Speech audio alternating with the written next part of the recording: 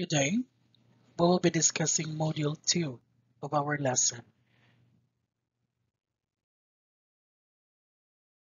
Module 2 is Teaching and Learning with Technology, an Introduction. The module outcomes identified the competency standards of ICT for teaching and learning in pre-service teacher education. 2. Unpack the basic concepts of ICT to provide common understanding for teachers and learners. 3. Valued the use of ICT in the teaching and learning processes. If there is one thing that changed the world so fast, it is technology. While there exists technology in the past as non-digital technology, the current digital technology has been a factor that shrunk the world and made it flat. It has provided a new environment for the learning, new ways teachers teach, and also the new ways of how learners learn. In the beginning, it has created a divide between the digital natives and the digital immigrants. However, as the years go by, such divide has become narrower and even blurred. This has led to the new educational revolution in teaching and learning, which has been triggered by technology and resulted to better learning outcomes in the 21st century. We will be discussing Lesson 1, ICT Competency Standards for Philippine Pre-Service Teacher Education. And here are the learning outcomes of Lesson 1. Identify the competency standards of ICT necessary in teaching for pre-service teacher education. 2. Familiarize with the ISTE National Educational Technology Standards for Teachers. I have here two pictures that will be labeled A and B, together with the description of the two pictures. And I have here also questions. The first question, what are competency standards? If we hear the term competency standards, what are those? And what do you think are the ICT standards for teaching and learning in Philippine pre-service teacher education? No, baka meron tayong standard no in when it comes to integrating technology to our lesson, what should be the standard then? Look at the two teachers in the pictures. Okay? What does picture A show of the teacher? And what about picture B? If we're going to look at here picture A, you would notice that the teacher is probably teaching English, yes, since the topic is all about subject-verb agreement. And the teacher is using perhaps that is Manila paper, no, that is actually pasted and posted its board, and then nagdi-discuss si teacher, no? And then on the second picture, you would notice here that the teacher is using a projector screen, probably because she used projector or DLP. And then if you're gonna look at no sa gilid ng classroom niya, meron siyang computer, may personal computer siya and any other gadgets. Meaning to say, if we're going to label picture A perhaps is a teacher with traditional technology, and picture B is a teacher with digital technology. Now the question is, who is better equipped to handle the 21st century learners? Teacher A or teacher B? Why? And which of the two teachers would you like to become when you graduate, and why? Well, probably this scenario was already given as your assessment, no? And you will be perhaps choosing between the two pictures, and you have to give reasons why do you have to choose teacher A and teacher B, who handle better for 21st century students, no? So yun yung ating titingnan, and let's try to look at your argument. Now let's proceed to ICT competency standards. This is actually coming from the KFIT-UNESCO as provided in the 2017 Policy Standards and Guidelines for Pre-Service Teacher Education. By the way, the PSG, this will be given by the CHED, and if you're going to look at the title PSG, this is the Policy Standards and Guidelines. So meaning to say, this particular policy here, standards and guidelines for pre-service teachers, it will be mentioning on how to integrate ICT to the educational arena, and of course how to use them properly and effectively. So let's run through everything. The first one is the program outcomes for teacher education degrees clearly state that every future teacher must demonstrate proficiency in the development and utilization of ICT or information communications and technology resources in promoting quality teaching learning process. Now, really, technology now is the integral part of delivering our lesson. Okay, and according to this PSG or policy standards and guidelines coming from CHED, that the future teachers must demonstrate proficiency in the development and, of course, in the utilization of ICT in dealing with the teaching learning process. Next, to ensure that the program outcomes related to ICT shall be achieved, competencies were identified to be developed by every pre-service teacher.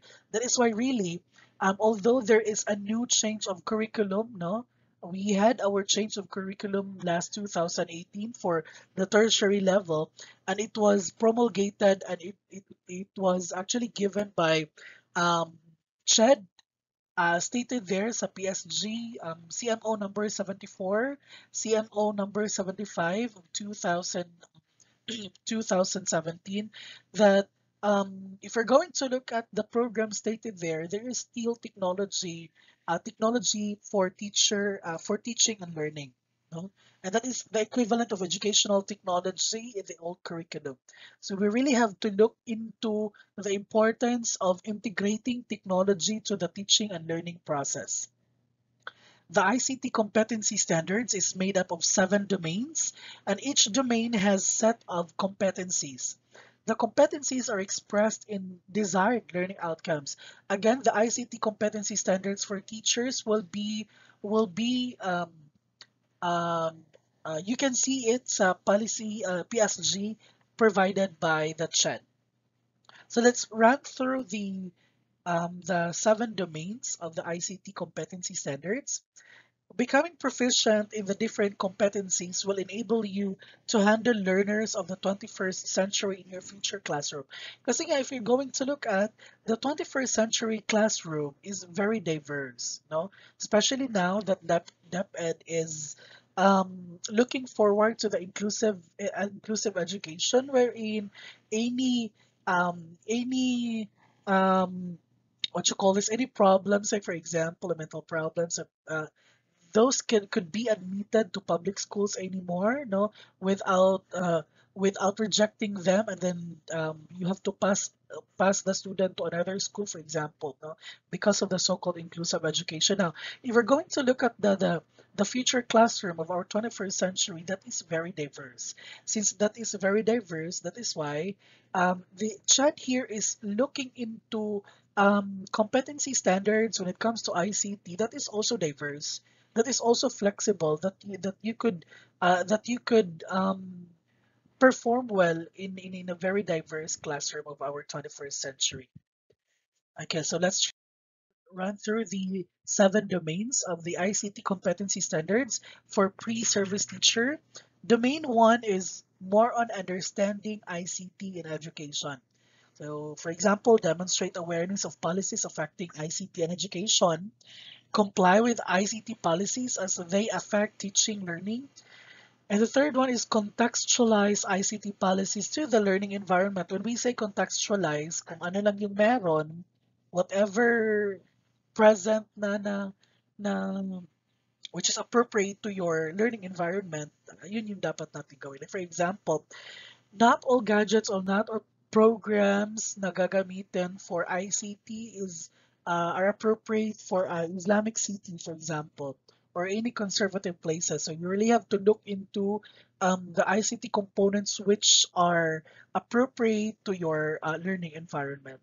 Domain 2 is curriculum and assessment. It talks about understanding of concepts, principles, and theories of ICT systems as they apply to teaching. And the second one, evaluate digital and non-digital learning resources in response to students' diverse and then develop digital learning resources to enhance teaching learning and use ICT tools to develop 21st century skills, the information, media, and technology skills, learning and innovation skills, career skills, and effective communication skills. This is very challenging for our teachers because they really have to grasp everything for them to be flexible and for them to be ano ba, appropriate to the 21st century future classroom. Next is the domain three. Domain three is more on the pedagogy. So you pronounce that as pedagogy. That is not pedagogy, no. That's pedagogy. That is for domain three. To apply relevant technology tools for classroom activities. When we say pedagogy, that is the art of teaching. That is how you teach, the a particular subject, how you dance a particular music. That is what we call pedagogy. You apply relevant technology tools for classroom activities. Pag sinasabing relevant technology tools, we don't have that. We actually don't have the term best, no, because all of these technology tools are best for the teaching learning process or classroom activities. It's just that we have the term relevant and appropriateness. And the second one is use ICT knowledge to solve complex problems and support student collaborative activities. And then model collaborative knowledge construction in face-to-face and virtual environments. Next one is the technology tools for domain 4. That is demonstrate competence in the technical operations of technology tools and systems as they apply to teaching and learning. Meaning to say the focus of domain 4 is how you handle technology tools, no? Use technology tools to create new learning opportunities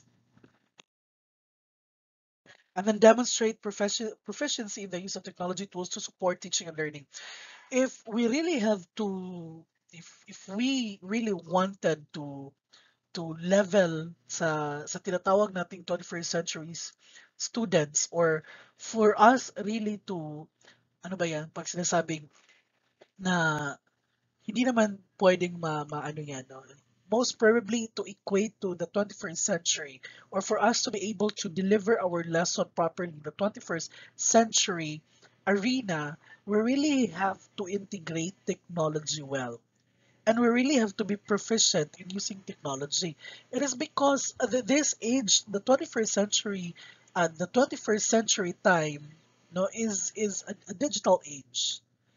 Most of the things now are on technology. Most of the resources, the information are now inside what we call technology. So we really have to grasp the concept of technology and use it proficiently. Domain 5 is more on organization and administration.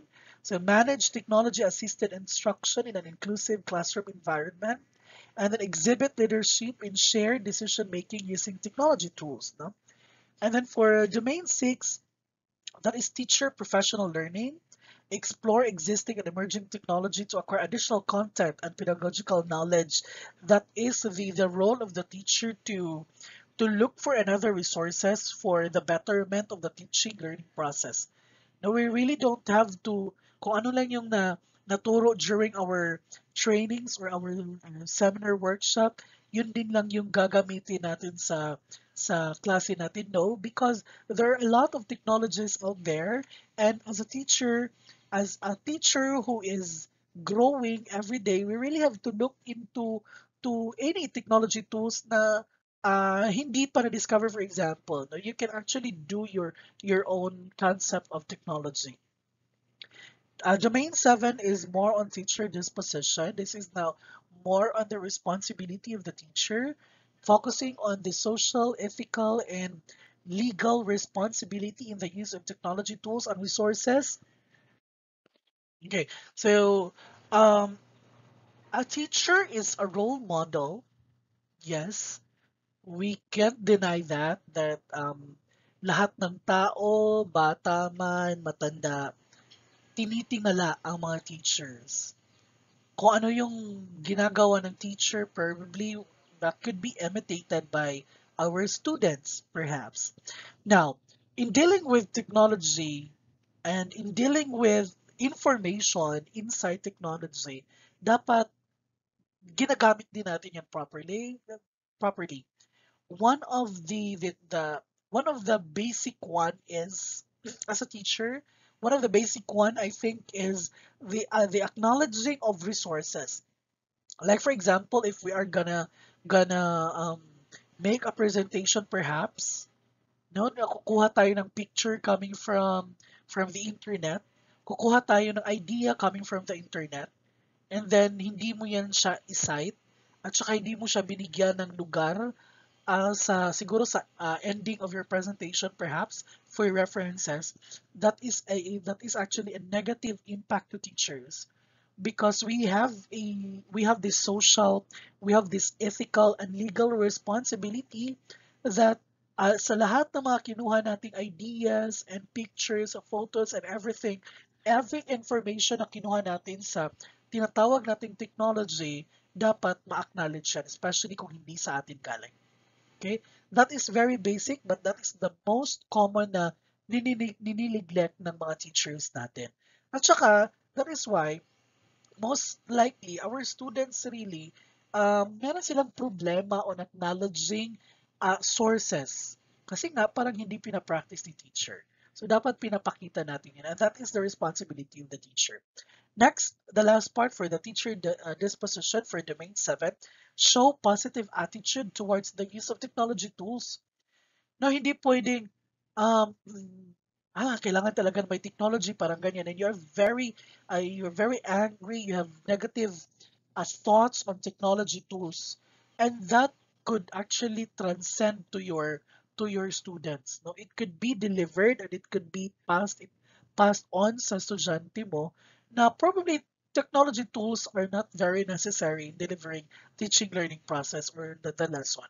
No? So really, if we're going to have this, we really have to acknowledge the importance and the essentiality of the role of technology on the teaching learning process.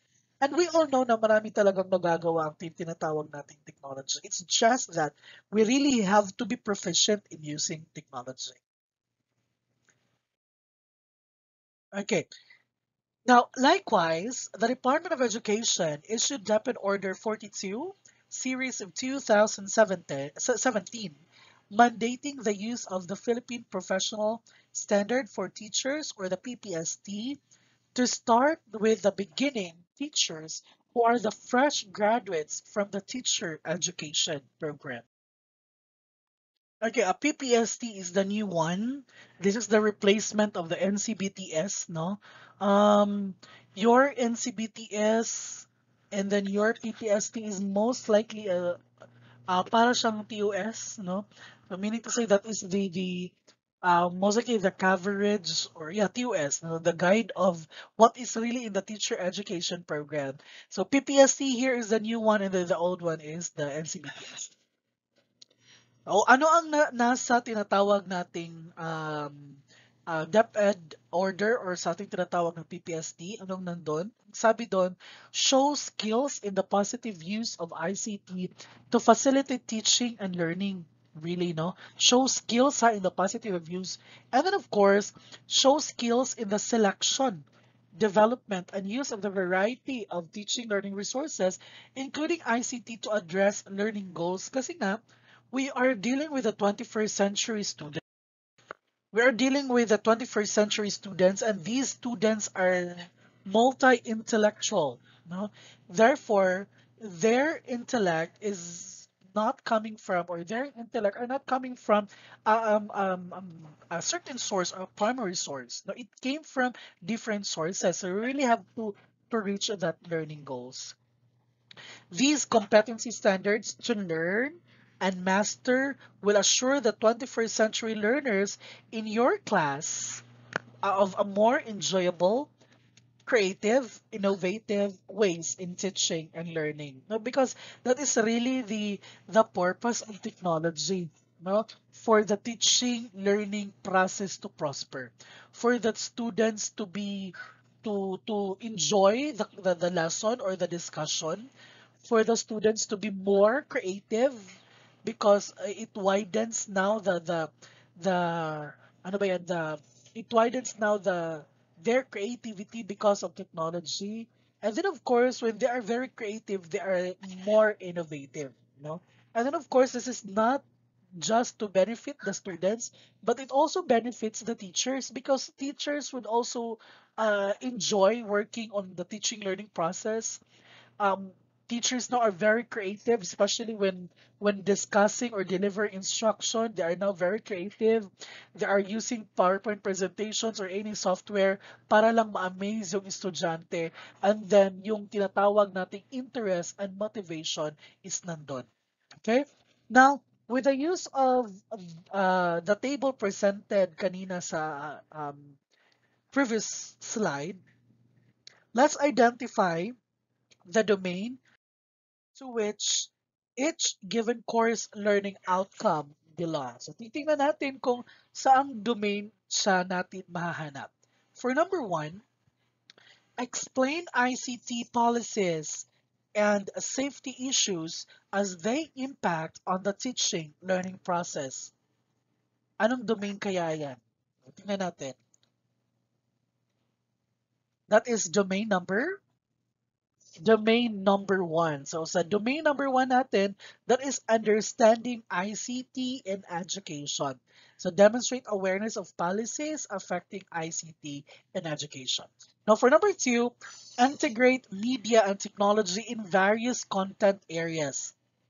Integrate media and technology in various content areas, and that is domain three. Domain three is more on pedagogy, no? How you use ICT in various content areas. So that is domain three. Number three, apply learning theories and principles in the design and development of lessons through appropriate media and technologies for teaching, learning. And this is domain? Yes, this is domain two. Number four, formulate teaching learning experiences and assessment tasks using appropriate and innovative technologies. This is this is domain two still. This is still part of the curriculum and assessment. Number five, demonstrate social, ethical, legal responsibility in the use of technology tools and resources. This is domain. Very good. This is domain seven. This is domain seven, teacher disposition. Okay. So we really have to familiarize the seven domains on the ICT competency standards for pre-service teachers because Madam, I think you have your activity and you have to look into CMO 74 and 75 series 2017. 74, I think that is for BE Ed for elementary and 75 that is for BSN. No? That is the policy standards and guidelines of BE Ed program and BSN program respectively. So what I think I did already give you an instruction on how to do the activity, the extension of this discussion. Okay, so please answer the activities and do not forget to pass it on or before the deadline. Okay, now let's proceed to lesson 2. Understand the basic concepts in ICT, or again, lesson 2, that is understanding the basic concepts in ICT. Learning outcomes we have is the define conceptually or operationally terms that are basic to the understanding of ICT. Number 2, use the concepts and terms in communicating with peers for further understanding. I think we need to be careful not to get too specific. That is, technology is equal to computers, while at the same time not getting to not getting so broad that our definition of technology includes everything from pencil and paper to lasers and computers. I'd like to see us define technology in a manner that looks at electronic tools we use to enhance teaching and learning. So iba ang definition talaga ni Sally, grade teacher from Joy Egbert 2009. According to Sally, that technology is not merely computers. Technology is not merely a pencil and paper, not merely a laser and a computer. But when we say technology now, that is now a manner that looks at electronic tools we use to enhance teaching and learning. So teacher talaga si Sally. Okay, so what are we gonna do for lesson 2 is we are to define some terms that are very necessary for us really to understand the whole subject for this semester. No? And of course, you will be encountering these terms a lot, especially this pandemic, because itong pandemic na ito, this COVID-19, brought us here. No? So, naging ganito yung platform of me doing the lesson. It is because of this pandemic. And this is very timely. Why? Because this time we could really appreciate what is the importance of ICT in delivering our instruction despite of this pandemic. Okay. I have here a ano ba to? Ang tinatawag dito is word cloud. Yes. I have here a word cloud, and then you would notice there are a lot of words here kasi nga word cloud, no? Okay. And then what we're gonna do here is to look for the terms that you're very familiar and look for terms na parang first time ninyo. You can actually write it down siguro sa isang bakanting papel, or you may type it in or whatsoever kung saan nyo pwedeng ilagay. Tingnan niyo yung mga terms na yan, kung ano yung mga familiar na mga terms sa inyo at alam niyo kung ano yung definition. And then sa mga terms na parang unfamiliar sa inyo, you could write it down. Okay? Perhaps I'll be giving you 2 minutes to do that.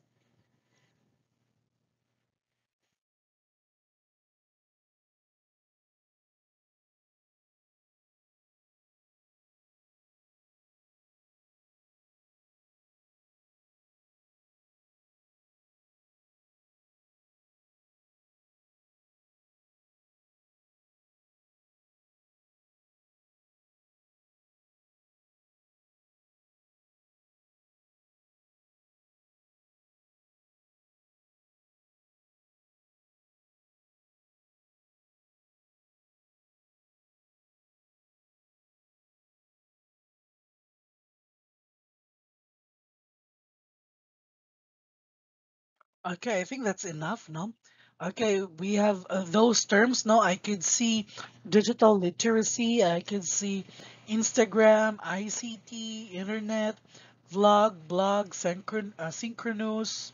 What else? We have asynchronous, multimedia, Facebook, WebQuest, ICT, digital learning, Twitter, WW, WebQuest, and so on. Okay? So those are the terms that you can see sa ating tinatawag na word cloud. Okay. Let us explore various resources to have a clear understanding of this lesson. Let us unpack some concepts and terms related to technology for teaching and learning. And you can further find more explanations along the way. And of course, you could actually search some of these internet. So let's try to look at the term technology. I have 4 terms on screen. We have technology, information and communications technology, literacy or ICT literacy. We also have, of course, educational technology and, of course, digital literacy. Technology here, according to definition, it refers to a mix of processes and product used in the application of knowledge.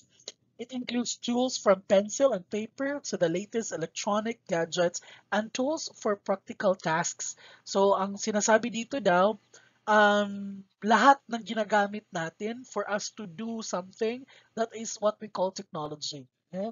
And it is used in the application of knowledge, and that is technology. Now, On the other hand, we have in ICT literacy is the use of digital technology, communication tools, and our networks to access, manage, integrate, evaluate, create, and communicate information in order to function in a knowledge society. This is according to Guru 21, 2011. No?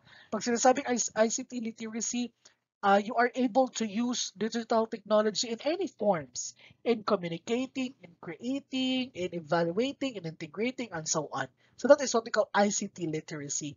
If you if you know how to operate computers and do the basic, perhaps you have the if you are now ICT literate.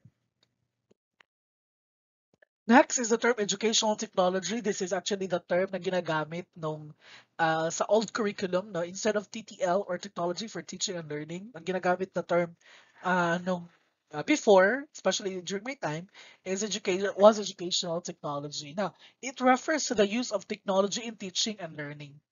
No, the sole purpose of educational technology here, of course, is to deliver the teaching learning process, integrating ICT, no, integrating technology, because according to some researchers and most of the researchers here, that really if you're going to use technology, it could enhance the performance of the students. I think that is one of the bases now. Educational technology includes both the non-digital. Example of non-digital, of course, we have flip charts. We will know more about flip charts kung ano yan. Yung ginagamit natin during our elementary ata, no, yung pinapabasa tayo ni teacher kung ano yung letter A, for example, yung yung yung parang letter A siya and then merong malaking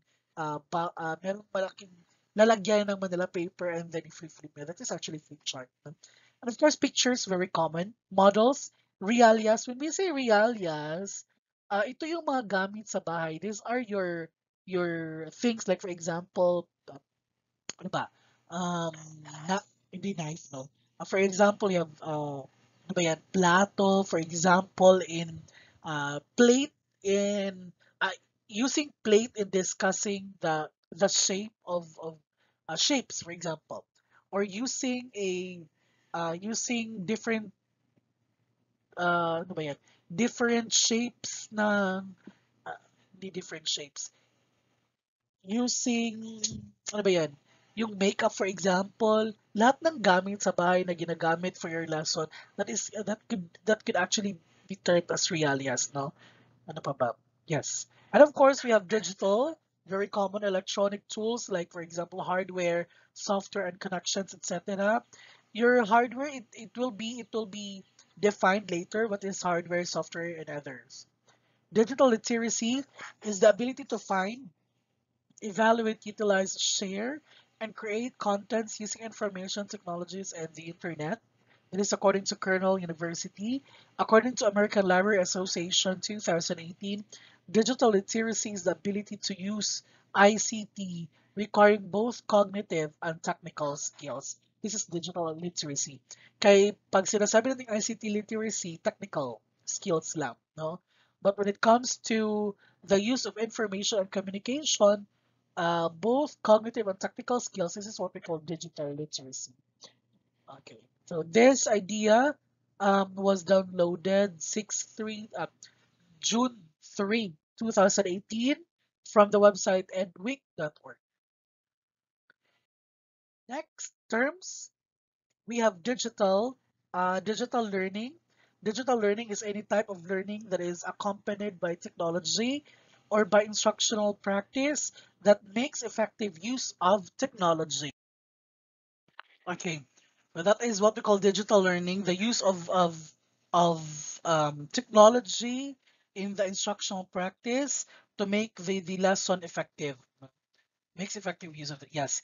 Next is instructional technology, the theory and practice of design. Now, that is theory and practice of design, development, utilization, management, and evaluation of the processes and resources for learning according to Association for Educational Communications and Technology, SEALS, BB, and Ritchie, PC 1994. Next, the term internet. That is a massive network of networks, a massive network of networks, meaning to say coming from different networks or coming from different sources, sorry, a networking infrastructure. It connects millions of computers together globally, forming a network in which any computer can communicate with any other computer as long as they are connected to the internet. It is generally defined as a global network connecting millions of computers, according to www.webopedia.com. Next is the term software. It refers to program control instructions and accompanying documentation.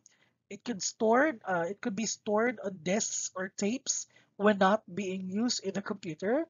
By extension, according to Smaldino 2005, the term refers to any audiovisual material. So yung software na ginagamit natin sa like for example the Microsoft, Windows 10. Windows 10 is a software.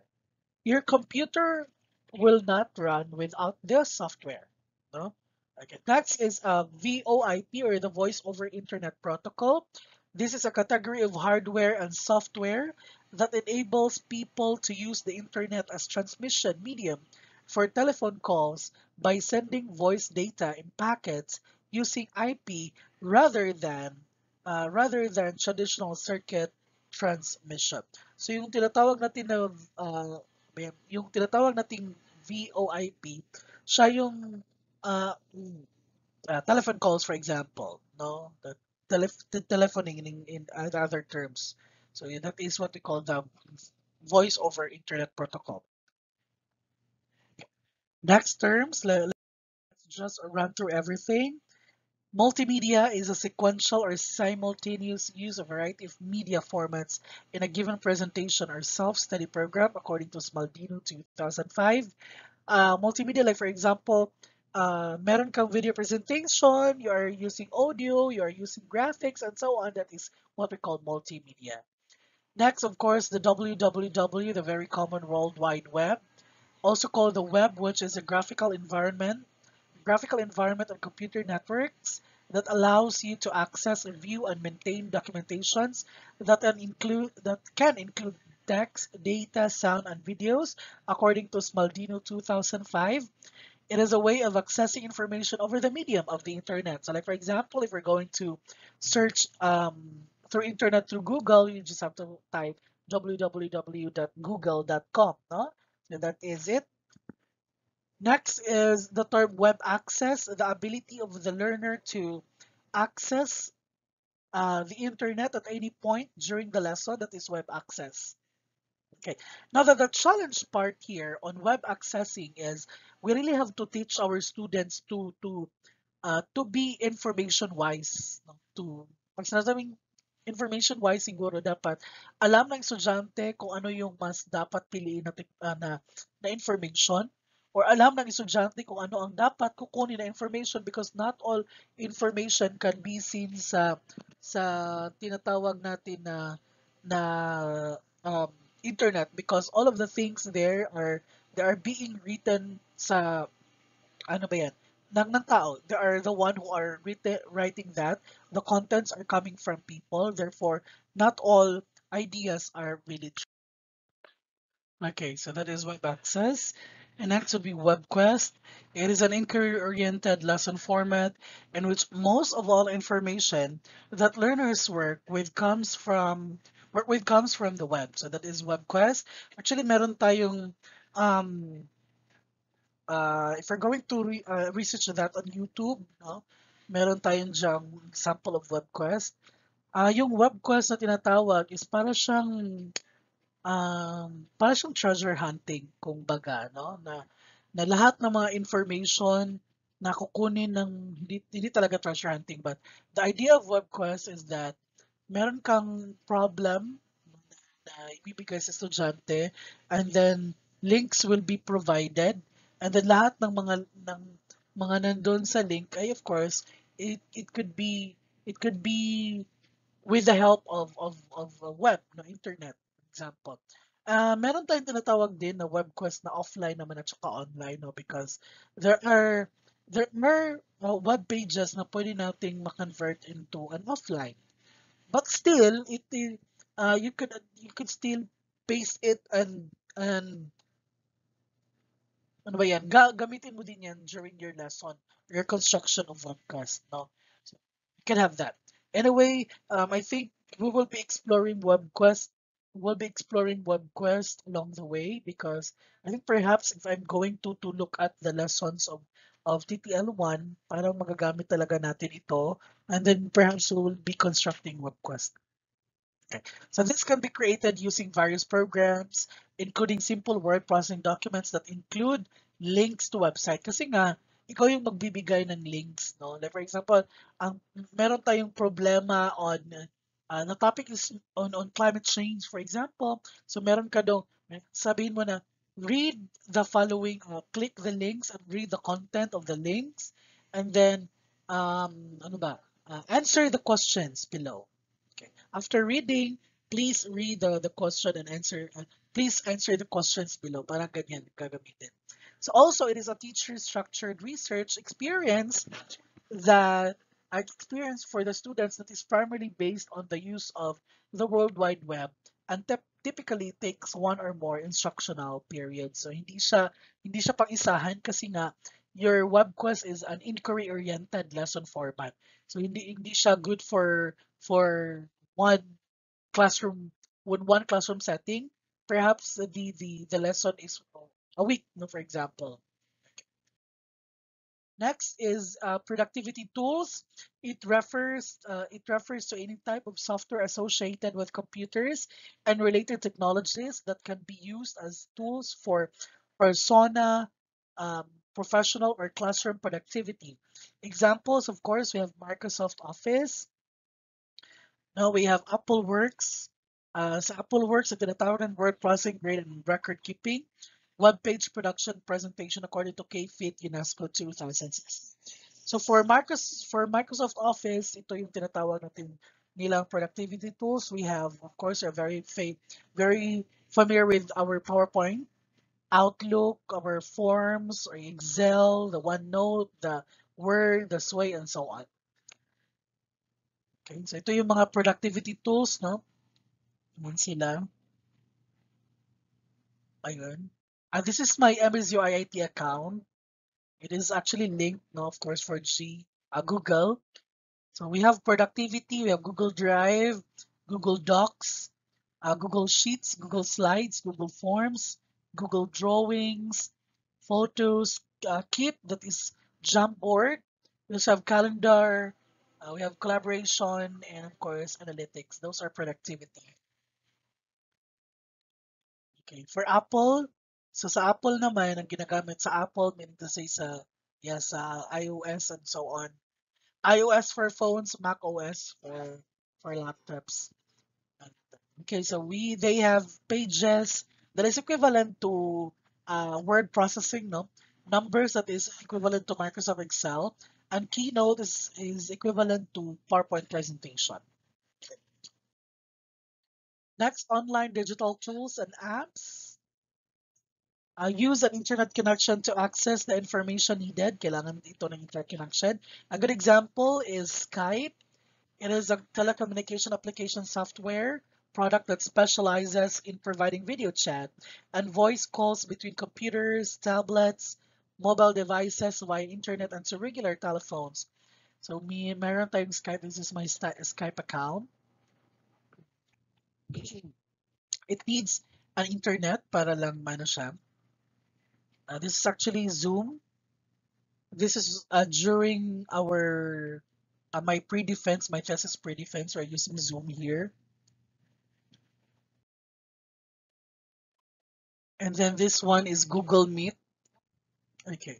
So ito yung ginamit natin during our orientation, no? So this is one of the examples of online digital tools and apps. But this is not solely for telecommunication, but there are a lot of things. Lahat ng mga digital tools and apps that requires internet connection falls under this part. Next, the offline digital tools and apps. This one doesn't require any internet connection for you to use. It's okay na walang internet connection, no?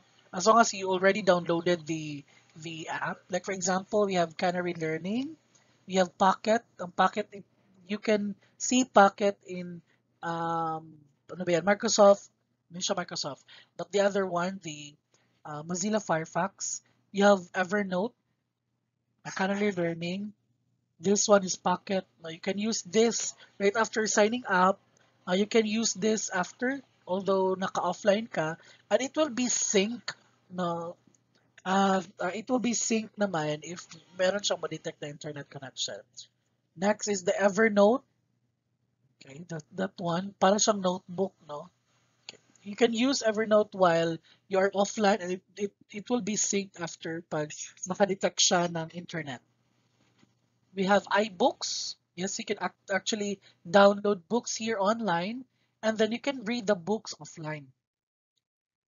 And then the KA Lite. KA Lite now is actually converted to Colibri, the offline app for universal education. You can read a lot of things here. You can download it and then you can use it offline. Next, for technology tool. Technology tool is an instrument used for doing work. It can be anything that help you accomplish your goal with the use of technology. These technology tools can be classified as data collection tools. No? So, meron tayong data collection tools. Ano ba sila? The data collection tools, example, we have spreadsheets. Yes, Microsoft Excel. No? We also have your Sketchpad calculator. Microsoft Excel. The other one is actually, ano yun, yung una, that is, um, yeah, that's a spreadsheet no, online. Okay. And then we have here the probability calculator or constructor. Next is the design tools. Under technology tool, we have this one. I think this is family tree maker. The purpose of the design tools, these are used to make models and designs, creating and building. Okay. This one that is Envision. So the world's most powerful screen design tool. Ito din si Sketch. You also have, I think this is Marvel, yeah. Marvelapp.com for Marvel. We also have here the very famous Adobe. Um, Okay, this is Adobe XD. So ito yung ginagamit nila when they are to design a building, for example, no, the design tools. We also have here Figma.com.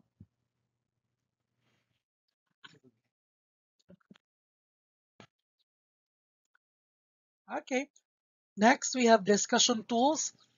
There are four different approaches that utilize discussion and interaction in the internet. The first one is the threaded discussion forum. Threaded discussion forum yung una para siyang comment and then mag-re-comment from that comment. That is a threaded discussion forum. We also have blogging, no? So that is part that you can have it as the discussion tool, blogging. Live chat, you can have that. If, for example, if you are doing Google Meet, meron tayong pa-live chat doon. Every time a person will be live streaming sa YouTube or even sa Facebook, you can type it in, live chat. You also have your video teleconferencing. We have netiquette and safety on the net. Next, email tools. Emails are great communication tools for sending messages, photographs, videos, and other files, and it allows you to reach out to others around the world. Examples are Google Mail, Ymail, Yahoo Mail, and many more. So those are email tools. Handheld devices. Handheld devices have become popular among learners. These include personal digital assistants. We have GPS. GPS now is integrated to our phones, even laptops, no?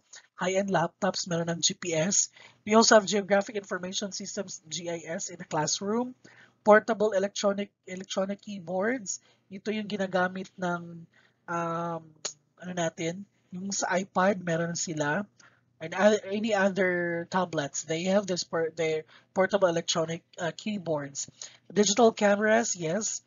Mobile phones, and then handheld computers. Handheld computers, I think these are laptops. What I mean, these are tablets, no? Tablets that they function most probably the same as our computers. Next, blog. Ang blog is an online journal where posted information from both teachers and students are engaged. For English or for language teachers, and then if they have subject siguro, language din yung major ng estudyante, you could have blog as their online journal. Now, this is to address, of course, their writing skills and their expressing their thoughts, but then again, with the use of technology. So there are three kinds of blogs. Blogs used for communication, for instruction, and for both, according to Fitter and Gary 2010. For communication, of course, like for example, yung mga blogs natin, um, ano ba, informing us something. No? Communicate personal. Yan.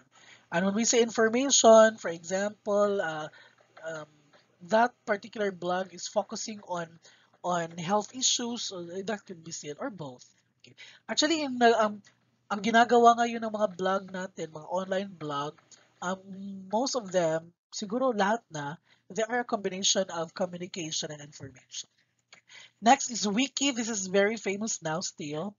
An editable website, usually with limited access, allows students to collaboratively create and post written work or digital files, such as digital photos or videos. Wikipedia is one of the most widely recognized of all of the wikis, according to Waters 2011. But of course, I suggest and recommend to everyone that every time you will be accessing an information, ang una talagang lalabas would be Wikipedia. Please, kahit Wikipedia yung unang lalabas, try to look for another website for that particular research thing or idea. Dapat magiging last option yung tinatawag natin na Wikipedia. Why? Probably because Wikipedia is part of the wikis wherein people can edit it, no, without the screening procedure. No? So meaning to say, if you know something about coronavirus or COVID-19, all you have to do is type it in there. And then, hindi yan screen out, meaning to say, lahat talaga ng sinasabi mo will be posted there. So meaning to say that the reliability, the credibility of the information inside Wikipedia is not that much good. So kaya magiging last option siya. So if you could see Wikipedia as the number one on the upper part, please choose another website for your idea.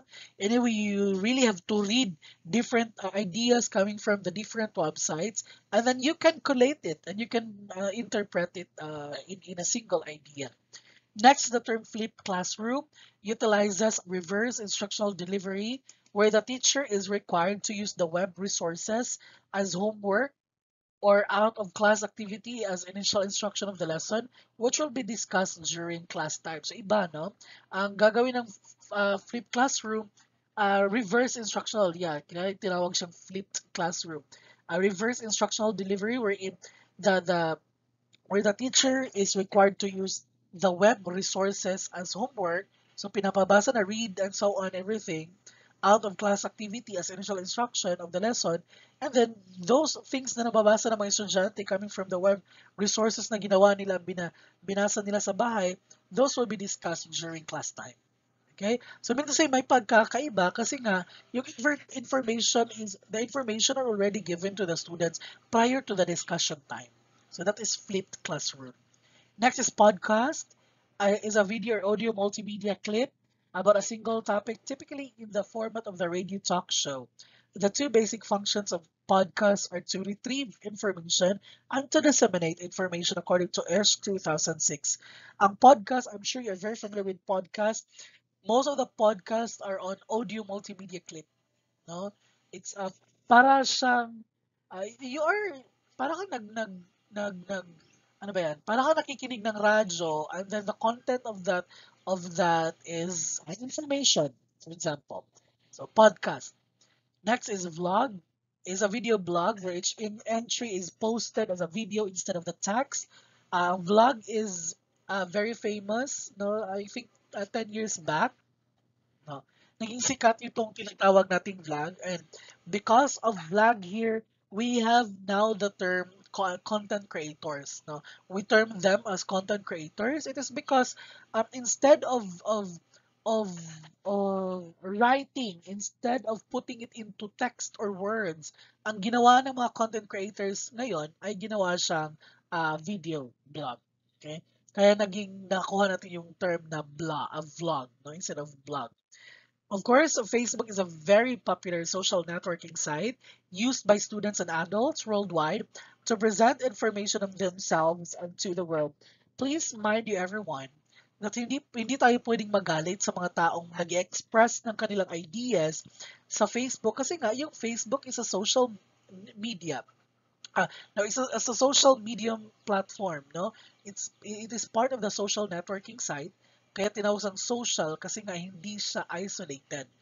So if you really don't want to read the ideas of your friends or your classmates and so on, you may unfriend them.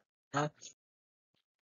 No, you may unfriend them, and perhaps before siguro kayo magalit, no?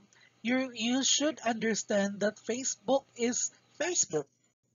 It is a social networking site wherein you could really see ideas, emotions, feelings, and so on sa iba't ibang tao. Okay, okay, we have Google Apps. I think this is the last one.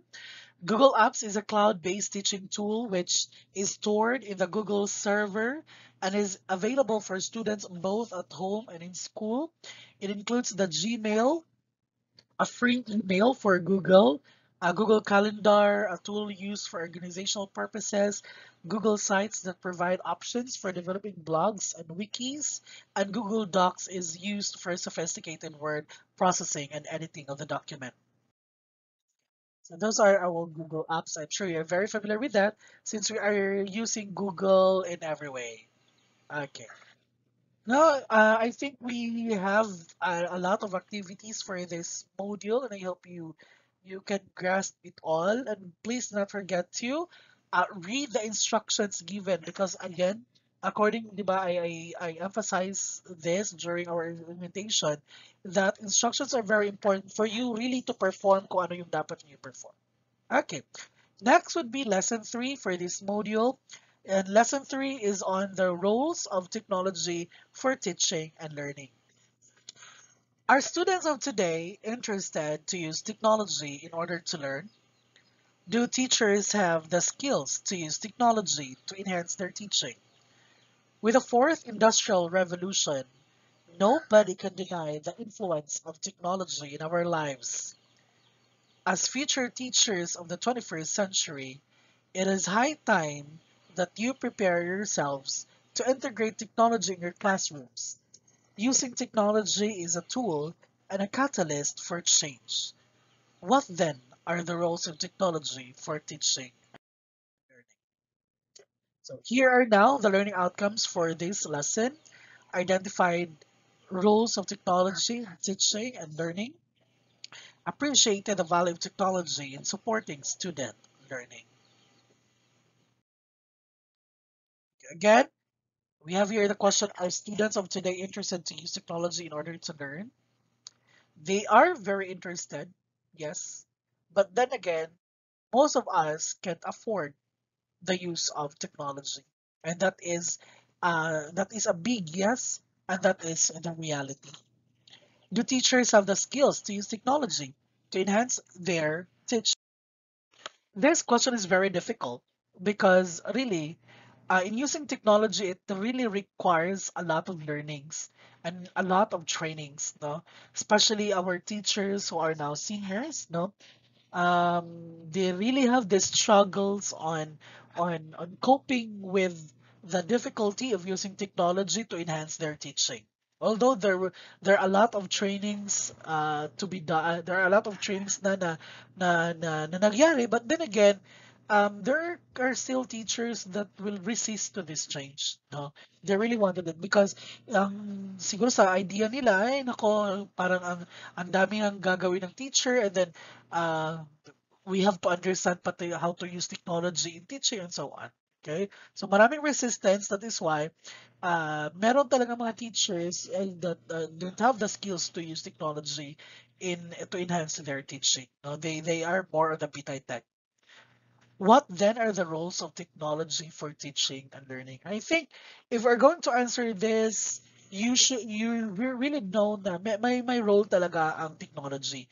And then yung role na sinasabi is not just not just a little role but a great role in the teaching learning process.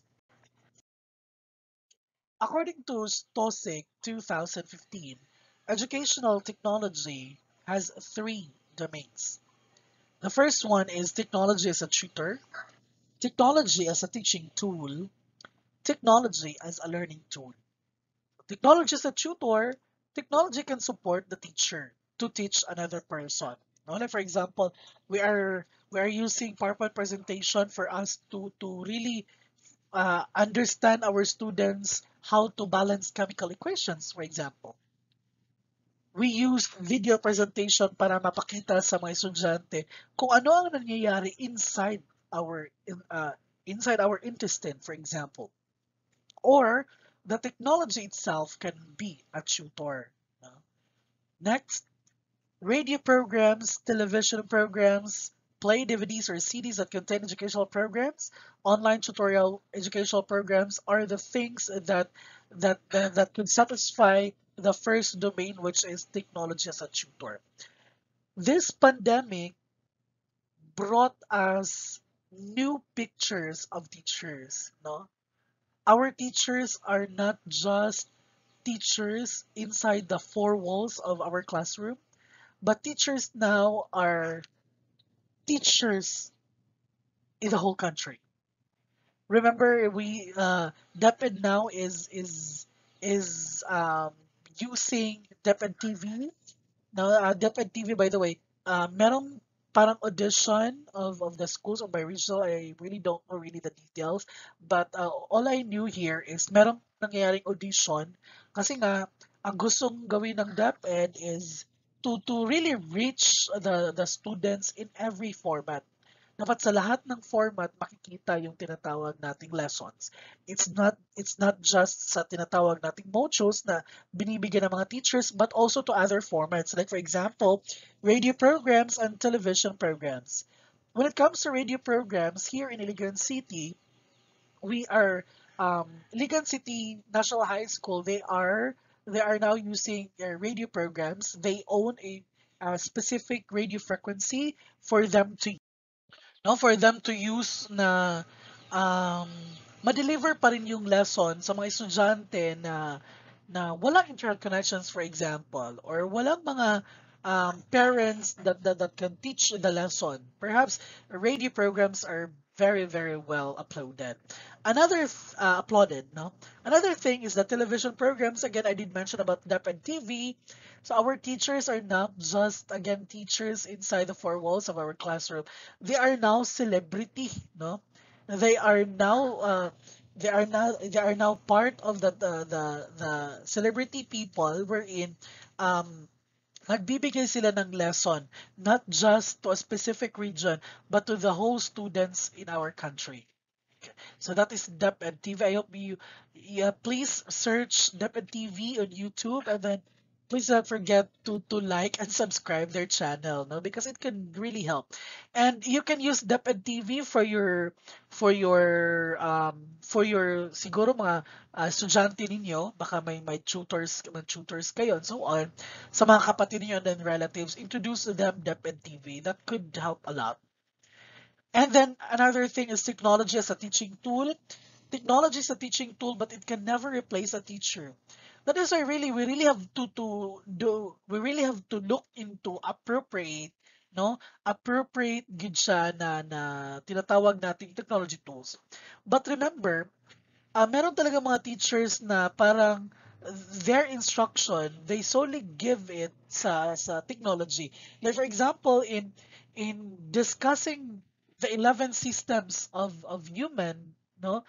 Ang ginawa ni teacher is nagpa-video lesson si teacher lahat. Video lesson, what I mean is that nagpa-film showing si teacher sa 11 kabok systems. Then right after film showing, wala na nag-discuss si teacher. No? And that is a big no-no because although technology is an integral part of the teaching learning process, but it is not the sole source of information. Dapat ang the technology should be partnered with a teacher. Kaya nga sinasabing no one can replace a teacher, even technology, no? It is because ang teacher is really there because the teacher knows everything. Alam ni teacher. And then there are a lot of things na dapat ma-deliver ni teacher na hindi pwedeng ma-deliver ng film showing, for example. No, that is why the sole purpose of technology is just to reinforce learning, not to replace the teacher. It is being used to facilitate and lighten the work of the teacher, yes, no? Because we have the struggles on really giving our students what is really this subject. That is why we have to look into technologies na pwede nating maging kaagapay. And then matutulungan tayo ng technology na maipaintindi sa mga bata kung ano yung dapat nating ipaintindi na hindi natin kayang ipakita. Okay? That's the role now of technology to facilitate and of course to lighten the work of the teacher but not to replace the teacher. It will be good if the teacher can also create or develop technology tools that are needed in the classroom. Teachers are very talented. They are very resourceful. They are very flexible. No? They are very innovative. They are very creative. Um, that is why meron talagang teachers na they really have they really came up with technology tools for them really to discuss the lesson. No, maraming tayong teachers na ganyan, and that is very good. The last domain of educational technology is technology as a learning tool. It makes learning easy and effective. Of course, if we're going to look at the bottom line of educational technology, this is to give easy and effective delivery of instruction. It can produce learning outcomes that call for technology-assisted teaching. No? Kaya nga, we really have to acknowledge ICT. We really have to acknowledge technology in a positive way that it could really help. No? Hindi tayo maging denial because really, technology helps us a lot. Okay? So let's try to look at now focusing on the angle of teachers and teaching. So what is now the role of technology on the part of the teachers and then the teaching part? Here are some examples of the myriad of roles that technology can do for teachers and teaching. When you say myriad, meaning to say, ang dami, marami, no? So this is one of the ang daming roles of technology that can do for teachers and teaching. And again, we really have to first, technology provides enormous support to the teacher as the facilitator of learning. It transforms a passive classroom to an active and interactive one. Again, the purpose of the of technology is to deliver the lesson in an easy way and of course effective way. Effective meaning to say it could transcend a passive classroom to a very active and interactive one pag ginagamit ang technology in appropriate way. That is why if you're going um to understand really your lesson, when you are to write your lesson plan, by the time you are planning kung ano yung i-lesson mo the next day, that's the time also that you are to think kung ano yung dapat na technology tools ang gagamitin. You really have to look into not just one technology tool. You really have to look into a lot of technology tools na pwede mo gamitin for that one lesson. Because those tools, if we're going to combine them, again, because we don't have the best technology tool for a lesson, but we have appropriate technology tools for a lesson. So if you can perform it well and you can combine it well, it could really transform your November 1 classroom to a very active and interactive one. Next we have is technology has modernized has modernized the teaching learning environment? Yes, of course, because really, if we're going to look at the picture of technology, parang nandun ka talaga sa modern world, tama? Because again, it transcends the typical classroom to a very modern type of classroom. It transform your ideas into a very narrow idea from a very wide idea. Kasi ito yung pinapakita ng technology sa atin na parang hindi kayang ipakita ng teacher. The teachers are assisted and supplemented with appropriately structured instructional materials. Again, sinasabi, with appropriately structured instructional materials. Sir, why, sir? It is because by the time you choose and use a ano ba yun, not appropriate instructional material or technology tool, that would, of course, negatively impact the delivery of your lesson.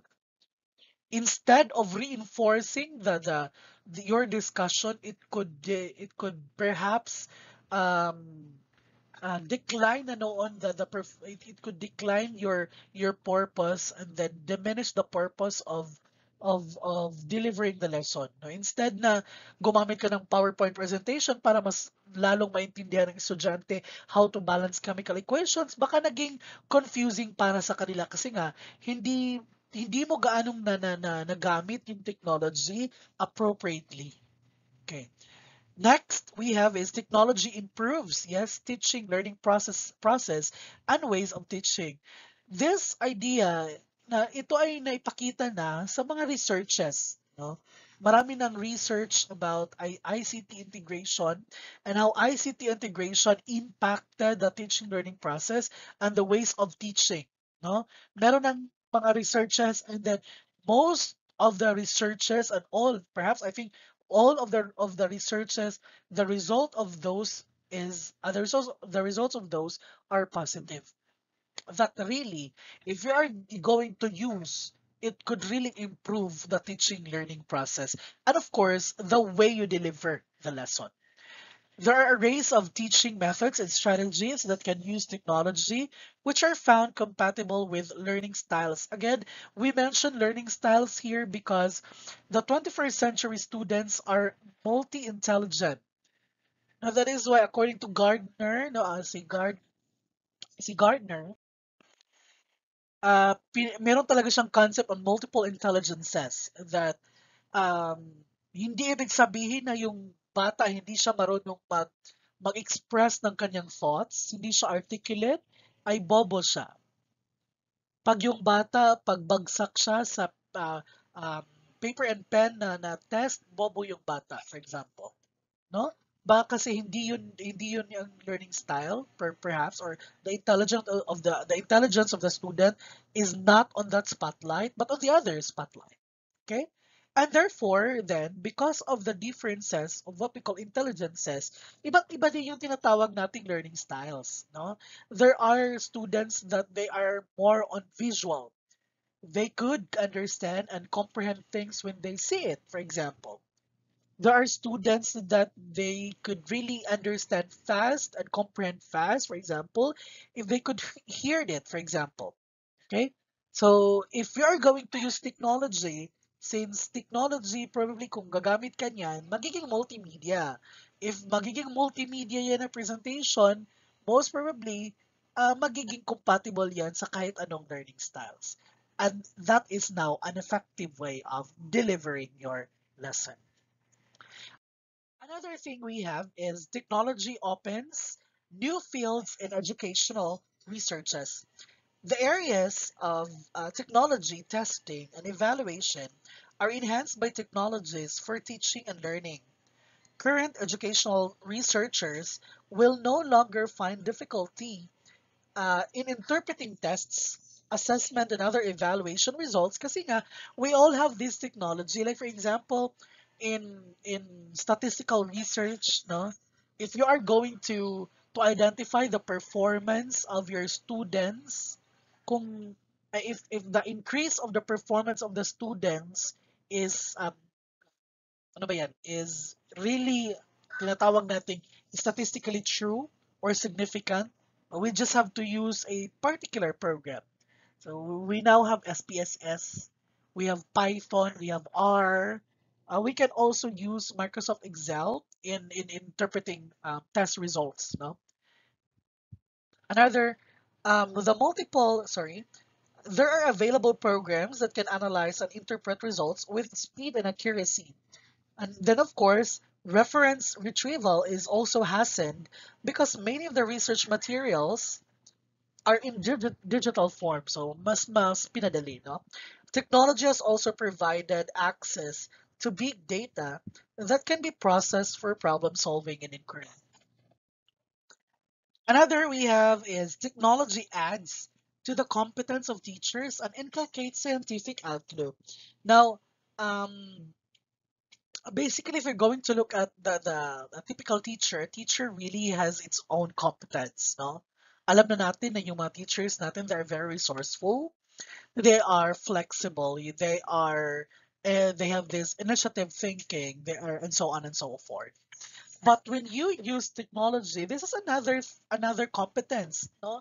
Na makukuha ng isang guro, no? Kasi nga on this particular age, because of our 21st century learners, it is now our challenge to really uh, look into things kung paano natin i-deliver yung lesson natin in very appropriate ways. Because we really have a lot of problems on uh, attention span, for example. We have difficulties on the lack of resources. No, uh, then our technology could really add this kind of competence, no? And then it could inculcate scientific outlook for the teacher. Kasi nga, if you're going to go back to the previous role, na yung technology daw could open new fields in educational researches. Kasi nga parang mas madali na kay teacher magkuha ng data, therefore si teacher parang okay, I am more on very scientific na. I am more on research na. Okay. Through the utilization of theories of learning and intelligence, which are explained in references uploaded in the net, the teachers are encouraged to imbibe skills to source these information with speed and accuracy. Okay. Lahat na ng mga information makikita na po lahat sa internet. No? So pag merong hindi alam si teacher, kailangan niya i-research yan and then voila, you now have the lesson. You now have the idea. Therefore, then it could add up to the competence of the teachers. It could add up to the self-esteem of the teachers kasi nga kailangan tayong makipagsabayan sa mga estudyante natin, no? All of the informations are already laid upon the website, on the internet, over the internet. So yung mga estudyante natin, they are very fast in typing photosynthesis. And then kung ikaw yung teacher na you are very bookish, yung nalaman mo lang na definition of photosynthesis ng yung lang ang nasa libro ay baka ano ka, maulahi ka sa idea of photosynthesis because the idea of that particular term, nandyan yan lahat over the internet. There are a lot of ways to define photosynthesis, and then most of the definitions over the internet, they're very comprehensive compared sa mga books na nandyan. So we really have to look into resources na dapat research talaga si teacher and so on. Pag merong hindi alam si teacher, dapat kailangan talaga mag-research si teacher, something like that, before coming into the class. Next, technology supports teacher professional development with a demand of continuing professional development, yes, because of the CPD, no, for teachers, the availability of technology provides alternative way of attending professional development online. For those who are involved as providers of continuing professional development like trainers, facilitators, or organizers, they can level up or enhance their delivery systems with the support of technology tools. Ito yung nangyayari ngayon because of the pandemic, ang daming webinars, no? Since hindi naman tayo pwedeng mag-gather of a particular trainings or seminars or workshops and so on, ginamit ang technology, no? So meaning to say we could still have the 15 units as I myself, I attended PAFTE. No, last week I think I attended PAFTE and I already had 15 CPD units and I am now ready to renew my license. So that's it. No, maraming trainings and webinars online. So all you have to do is browse and then browse and then browse, and you can search for a lot of teacher professional development there. Okay, next is for the learners and learning. So this is now the angle of learners and learning. Kanina kasi teachers and teaching. So now learners and learning. So the first one is it supports learners to learn how to learn on their own. All teachers fully understand that subject matter or content is a means to achieve the learning outcomes. There are three categories of learning according to Egbert 2009. So we have declarative, structural, and procedural knowledge. So let's try to look at the three categories of knowledge. We will start with declarative knowledge. Consists of the discrete pieces of information that answers the questions what, who, when, and where. It is often learned through memorization of facts, drills, and practice. It can be learned by simple mnemonics or conceptual maps. Declarative knowledge is a fundamental knowledge necessary for students to achieve more complex higher order thinking, such as critical thinking and creativity, inquiry, and production. Example, perhaps, of declarative knowledge is what is pencil? What that is a declarative knowledge, no? So it answers the questions, what is pencil? Pencil is something like that. Okay. So again, when we say declarative knowledge, it answers the questions what, who, when, and where. If you are to look at those questions, those first words na ginagamit sa, if you're going to construct questions, you would notice that this is very basic. That is why, kung titingnan natin, ang declarative knowledge is fundamental knowledge. Fundamental means to say basic. But these basic knowledge or ideas, they are necessary for you to construct HOTS or higher order thinking skills. Okay, so that is our declarative knowledge again.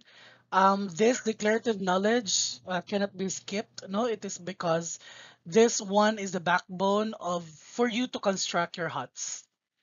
Next, the structural knowledge. It consists of facts or pieces of declarative knowledge put together to attain some form of meaning.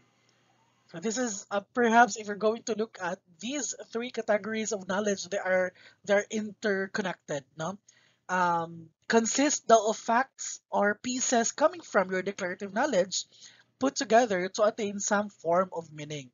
An example. An example of declarative knowledge is pencil. Okay, that is a declarative knowledge, pencil. The idea that evolved from a pencil is understanding that pencil is something used to write. I mean to say pencil, it is something used to write. Now, the it is something used to write is what we call structural knowledge. This is referred to as structural knowledge. It can be presented by concept maps, categorization, or classification.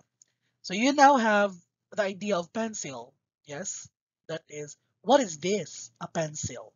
Now, the purpose or what you call this, the understanding of what is pencil, that is what we call structural knowledge.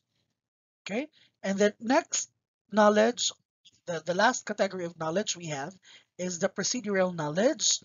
Procedural knowledge is knowledge in action or the knowledge of how to do something.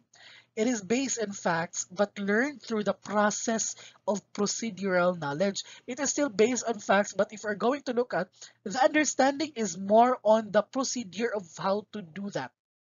Okay? Kaya tinawag siyang procedural knowledge. This is very literal, no?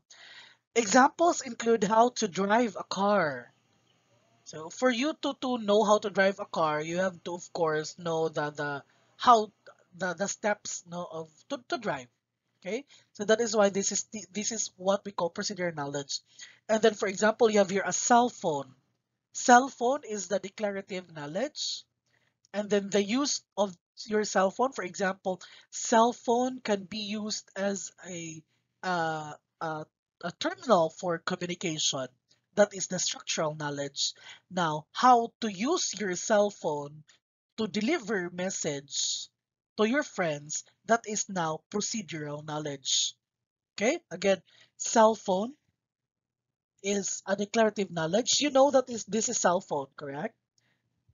And then for the structural knowledge, perhaps kung ano yung pagkaintindi mo sa cellphone. Ano bang gamit ng cellphone, for example? Okay. Pangtawag. Okay. To communicate with your friends. That is what we call structural knowledge. Now, how to communicate with your friends with the use of a cell phone? That is procedural knowledge. I hope that is very clear. And then, or how to speak English. Procedural knowledge is indicated by a performance task kasi you really have to perform for you to understand, or graphical representation of a concept. So that is procedural knowledge. Again, so we have here, once again, we have the three categories of knowledge according to Egbert 2009: declarative knowledge, structural knowledge, and procedural knowledge. The traditional sources of knowledge are printed books, modules, and journals. Other sources are primary sources such as information taken from research. So yung lahat ng nakikita natin coming from research, all of the results presented in researches, those are primary resources or primary sources. Kaya it is very important to do research. Yun yung pinaka-importante. Kasi lahat ng nilalagay or na nalathala na libro, kung ano mang klaseng libro yan, ay galing yan sa mga pag-research ng iba't ibang tao. No? The results presented sa mga researches, those are printed sa mga libro natin. Okay. However, knowledge or content can be learned in many ways. Yes, tama. Napakarami. Kaya nga we acknowledge that meron tayong tinatawag na different learning styles. Kaya nga we acknowledge that we have the so-called multiple intelligences. Okay. So, but how can technology support the learning of declarative, structural, or procedural knowledge? If we're going to look at here, the three categories of knowledge, para siyang leveling. At paano yan makakaya ng tinatawag nating technology? To teach content, time is always an issue of teachers, and that is very true. No? For us, like for example, the lesson that I am now teaching, the content of this module, really time really is an issue. No? Sinasabing too many things to teach, ang daming dapat ituro sa mga estudyante, but ang liit ng oras, hinahabol tayo ng oras. Too many things to teach, too little time to do. Now, technology may be the answer. So this is now the role of technology, no? It comes in, and then meron tayong iba't ibang klase ng teknolohiya na pwede natin gamitin for the easiness and effectiveness of delivering our lesson. But although technology may be the answer, however, the challenge is for teachers to use technology to learn the technology first. This is the battle, especially for to our senior teachers, no? Because some of them, siguro, if not most, some of them they would really resist on understanding technology, and they would really resist na gumamit ng technology for them to be more efficient sa pag-deliver ng lesson, because they don't have any time to learn the basics of technology. That's really the problem. Okay? This is not the problem for the new generations of teachers, kasi nga naipakita sa curriculum talaga natin na dapat talaga when we are delivering our lesson, dapat it should be integrated with ICT. So sa mga new generation of teachers, parang hindi ito problema. Okay? But for the rest of the teachers, this is now the problem. This is the main problem now. As a facilitator of learning, The teacher can guide the students to look for the resources and to utilize them appropriately. If you are not proficient in using technology, you are now a facilitator. Given the 21st century classroom, yung mga teachers daw natin, they are facilitators. No? We really have to guide our students how to use technology. Dapat, kung ano yung dapat at kung ano yung pwede natin gamitin. There are varied programs that can be used by students offline or online. What should be the necessary is that the students are engaged, of course, no? Kaya dapat piliin ang tama yung technology na gagamitin para sa klase o para sa topic na yan. The tasks should focus on questions like how, why, and which. No? Kung titingnan natin the how, why, and which, nasa HATS po ito and which in addition to who, what, when, and where. Okay. Let's try to make use of technology in proper and effective way, no? Para naman maging positive at maging positive yung result ng ICT integration. We have to acknowledge that really technology is now an integral part of the teaching learning process. Okay? We really have to acknowledge that, and then for us really to acknowledge that kailangan maging proficient tayo in using technology because this is now the real scenario. Although, if we're going to look at um, the the status of the educational status quo of the Philippines, we do have a lot of problems. And one of the main problems, siguro, is the lack of resources. No, we lack the technological tools and so on. But then again, as a teacher, I think it is our responsibility to fill in those gaps. No, we really have to look into because our sole purpose is to deliver the lesson in an effective manner to our students. Because at the end of the day, ang lahat ng ginagawa natin, makikita natin yan sa mga estudyante natin. And we don't want our students to be half-cooked, no?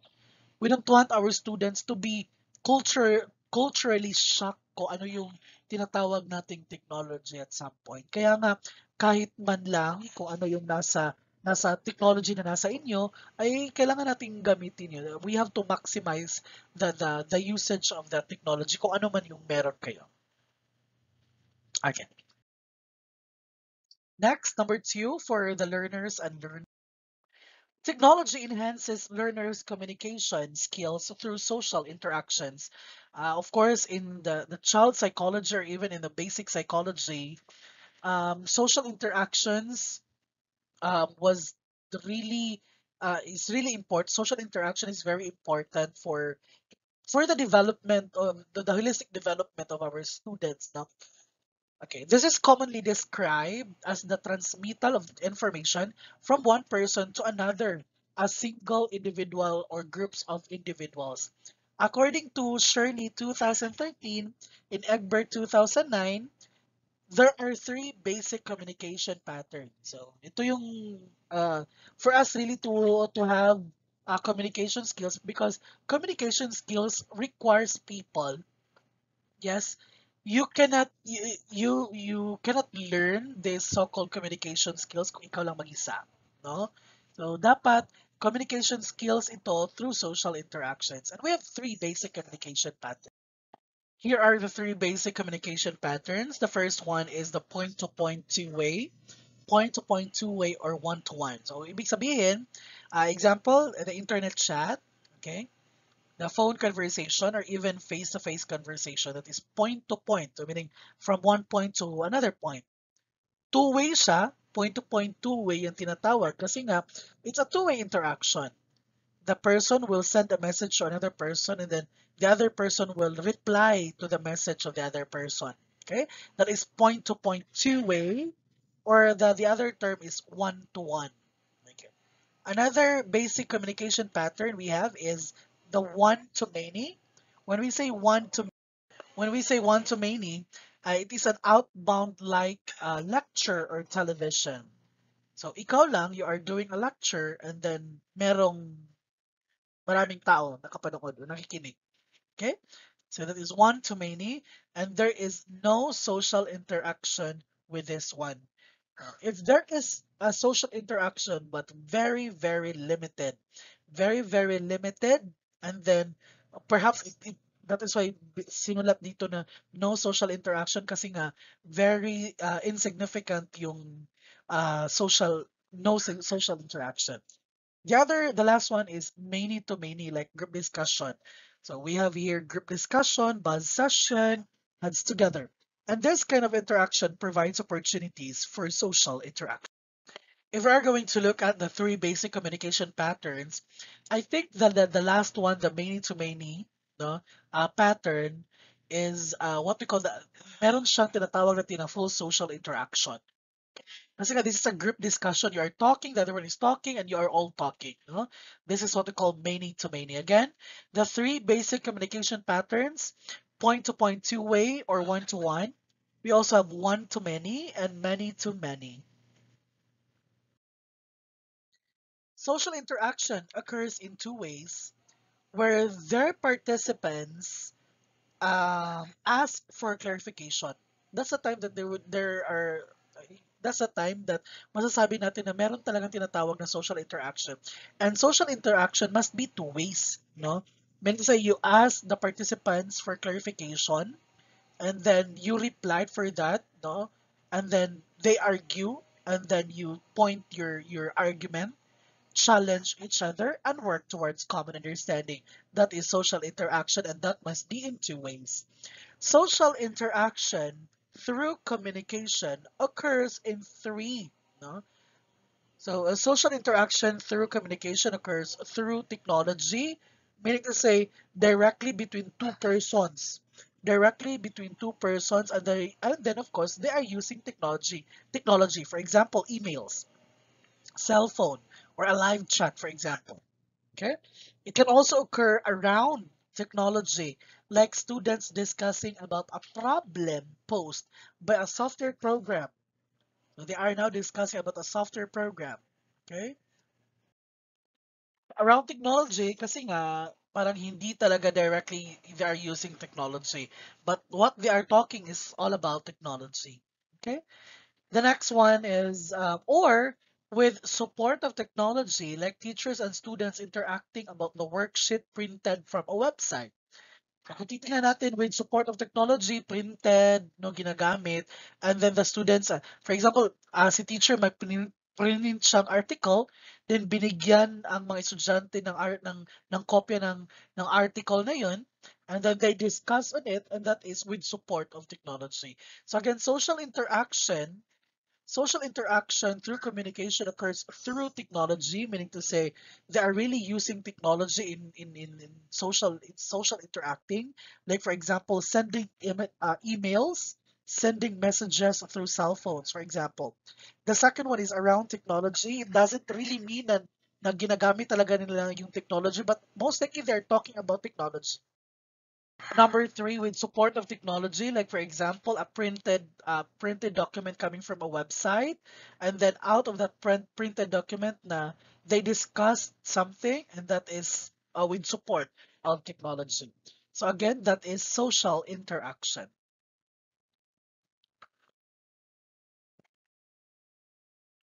For this particular role, what are now the benefits derived from technology-supported communication? Let's run through. It enables any teacher to guide the learners virtually and making learning unlimited because communication and social interaction go beyond a school day or a school environment. Yes, no? Like for example, your topic this morning is all about balancing chemical equations once again. Balancing chemical equations. And then ang ginawa ni teacher para ma-enrich yung knowledge ninyo about balancing chemical equations, ang ginawa ni teacher, nag-post si teacher ng problem sets online. Okay? And then, siguro, sinabi ni teacher that if you have any concerns, please write it down and so on. And then the students ask queries for that lesson and blah, blah, blah. So, meaning to say, the learning is unlimited because it doesn't concentrate on the four walls of our classroom. Enhances students' freedom to express and exchange ideas freely without the snooping eyes of the teacher face to face. Yes, no. You can express your idea. But then again, the second bullet, we really don't want to do this, no, na basin og negative thoughts pud yung binigay ninyo, we still have to be sensitive in such a way. That is part of what we call netiquette. And then the third bullet enables learners to construct meaning from joint experiences between the two or more participants in communication. Siguro right after having online discussion, you can construct ideas coming from that discussion. Okay, because again, learning is unlimited in a virtual learning in virtual environment. Next, help learners solve problems from multiple sources, since there is limitless sources of information that the teacher can direct or refer to the learners.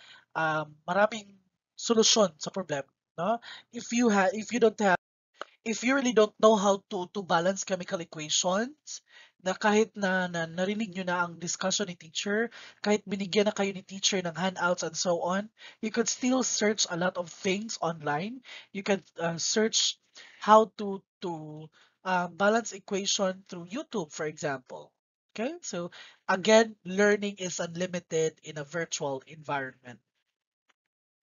Teachers learners to communicate with politeness, taking turns in sending information, and giving appropriate feedback. Ito talaga yung dapat nating gawin, that all of the things na dapat nating isulat, no, isusulat online, that should be very polite, no?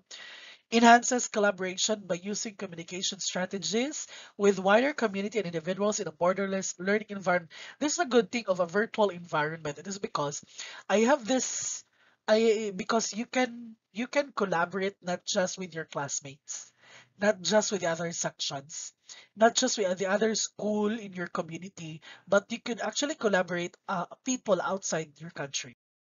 I have this colleague way back my Pisay days, no. His subject was social studies. Yes. ARPAN, ang Araling Panlipunan. And then meron siyang tinatawag na online debate using a certain platform, and that online debate is based on two communities. Now, the other communities or group of students nasa labas. I think it's in Japan. I don't know. I forgot, no? Meron siyang kakontak na teacher in a certain country, and yun, nag-online conferencing sila, and then parang online exchange of argument and thoughts. And I think that was very successful. No, they gathered ideas coming from the other group of people, no, other race and other beliefs and so on. So that is very nice because again, in an online environment, that is a borderless, no, borderless learning environment. Yes. The last one, we have it develops critical thinking, problem solving, and creativity through the communication. Of course, our technology here offers arrays of learning, no, because it is very limited in terms of learning, no, and in terms of gaining knowledge. That is why one of the goal of integrating technology in our lesson is, of course, to develop critical thinking skills. There are several technology tools and software programs that you will learn in the coming modules. Next, number three, I think this is the last one. Technology upgrades learners' higher order thinking skills. So those are critical thinking, problem solving, and creativity. 21st century learning requires the development of HAT. Okay, again, the HATs are higher order thinking skills. And technology has a great role to play in the development and enhancement of these skills.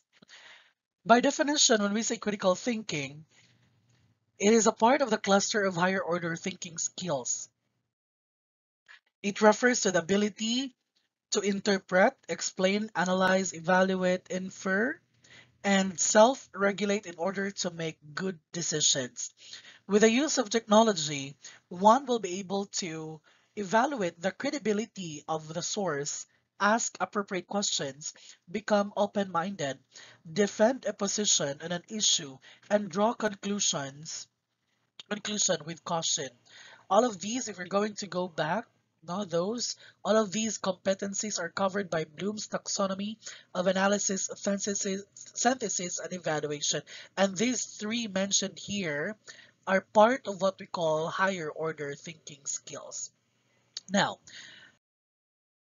teachers play a significant role in supporting learners with technology. But how to do that? Okay.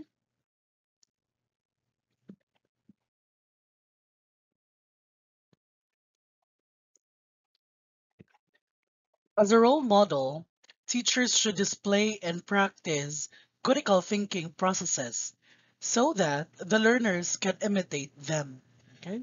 So that's the problem of being a teacher. Actually, not really a problem, but I would say challenge of being a teacher. We are role models. Here are some ways that teachers can do to develop critical thinking. First, of course, ask the right questions.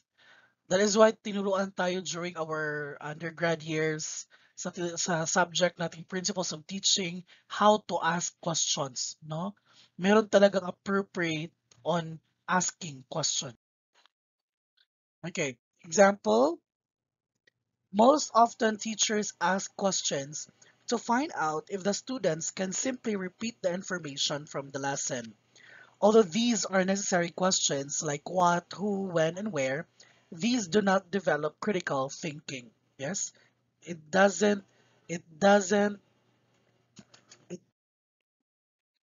critical thinking questions should ask for clarity, accuracy, precision, relevance, depth, breathe and logic. For example of a clarity question, here are some examples. Can you give examples of accuracy? What pieces of evidence support your claim? Precision, exactly how much? And then the next one, what do you think will the other group say about the issue? So that is um, asking the right questions if you wanted to develop and display critical thinking processes. The next one is, of course, use critical thinking tasks with appropriate level of challenge. Students should be mindful of the readiness of the teachers should be mindful of the readiness of the students. Kaya nilagay dito appropriate level of challenge. No? Students who have higher ability may find the task too easy, thus getting bored early, while those who have low ability may find the task too difficult, and this is now the challenge of the teacher. Thus, there is a need to have activities that are appropriate for the learner. Here comes the term differentiated instruction come in. So these can be determined by interview, observations, and other forms to determine the level of readiness of our students. Because kailangan talaga appropriate yung binibigay natin para naman ma-serve natin yung purpose ng tinatawag nating activities and assessment. What are some simple ways that teachers should do? Of course, the first one is you have to vary the questions asked, no? Vary the questions asked.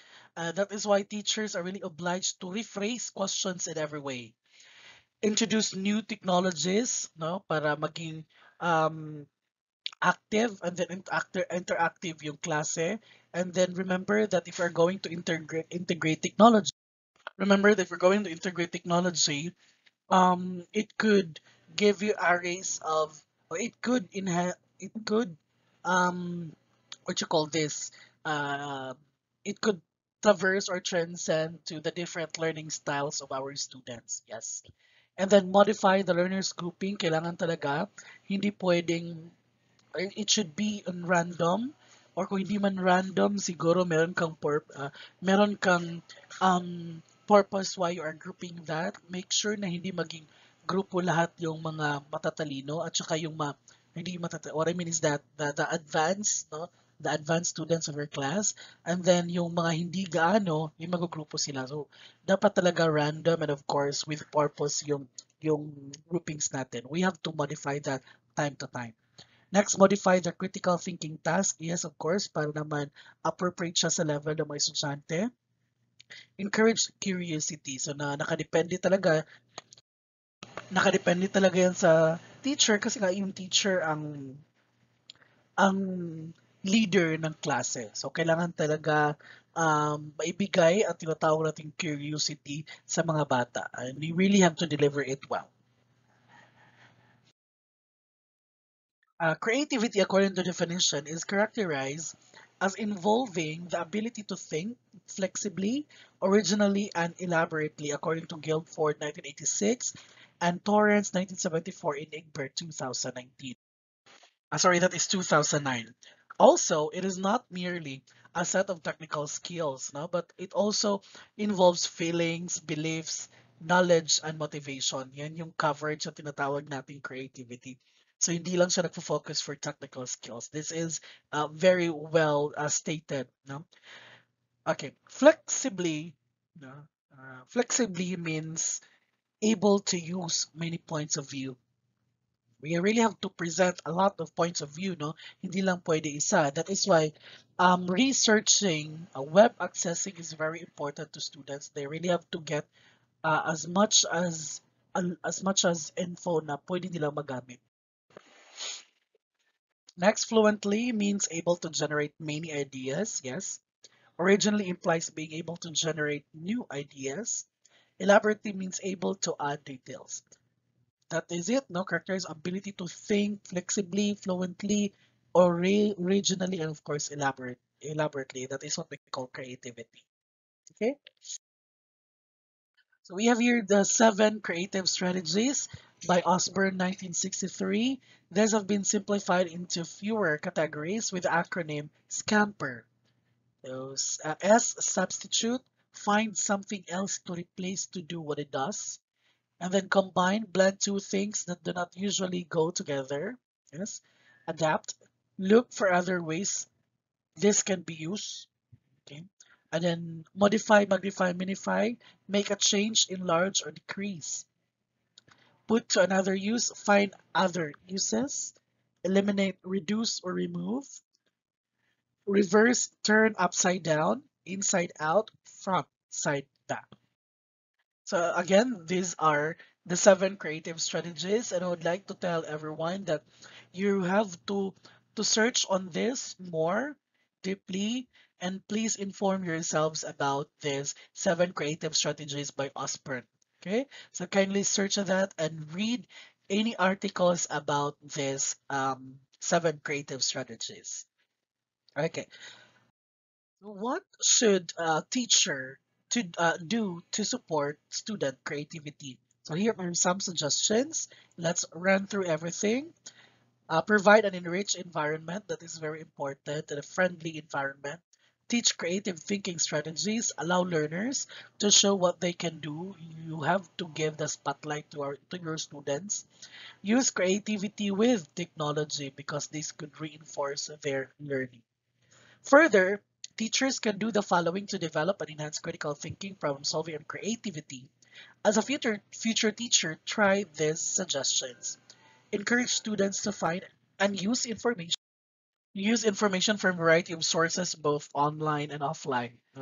This could this is to minimize the delimit.